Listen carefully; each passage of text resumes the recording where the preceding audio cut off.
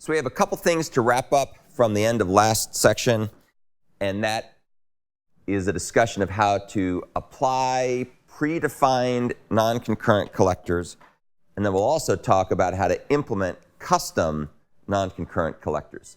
But first, let's talk about how to apply predefined non-concurrent collectors. So these are defined in the CollectorsUtility class, which has a bunch of factory methods that create collectors for various common collector types. You've seen a lot of this stuff before. Recall that a utility class is a final class. It only has static methods. It has no non-static state, and it has a private constructor. So in other words, you can't make an instance of it. There's something that's part of the Java collections framework, or sorry, the Java class library, which is part of the Java util stream package, and it's called CollectorImpl. And CollectorImpl defines a simple implementation class to make certain types of collectors. As you can see here, there's the collector interface, there's the CollectorImpl class, which implements that interface, and this is all part of the collectors. This is part of the collectors utility class. This class is designed to only be used internally by the Java collectors framework. So it's defined as a private class. So you don't get to access it directly, but you'll see how it gets useful in another way in a second. Let's take a look at an example of something that uses CollectorImpl. There's a toList factory method that's part of the CollectorsUtility class, and this uses the CollectorImpl class to make a non-concurrent collector that will accumulate elements in an input stream into a new array list. So you can take a look. Here's the toList method. You've been using this, hopefully, for various things. We've certainly talked a lot about it. You can see that toList uses CollectorImpl. This is part of the collectors class.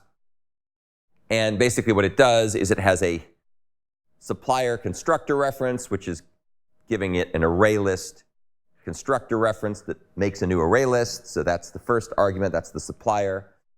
It then has an accumulator method reference, which adds an element in the stream to the list that was created by the supplier array list constructor up here. It's got a combiner, which basically appends the right-hand side to the left-hand side. Both of these are lists, of course, and then returns the left-hand side. This is only used for parallel streams. We're not talking about that right now, but you need to provide it in case someone uses a parallel stream.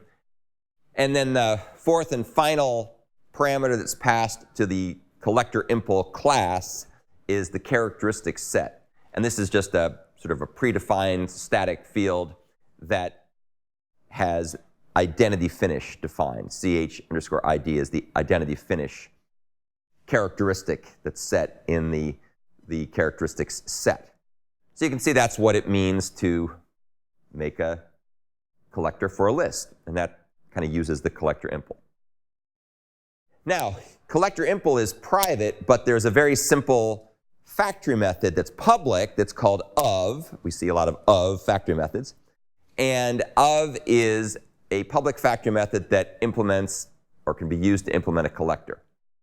And as you can see here, the way that this works is of takes a supplier, an accumulator, a combiner, and characteristics, and then it goes ahead and uses CollectorImpl, which is private but can be accessed by of, because of is part of the Java class library, to go ahead and make an instance of a collector. So that's what of does. Internally, it uses this private CollectorImpl because it's inside of the library. So that's just a quick overview of one example for how to apply predefined non-concurrent collectors.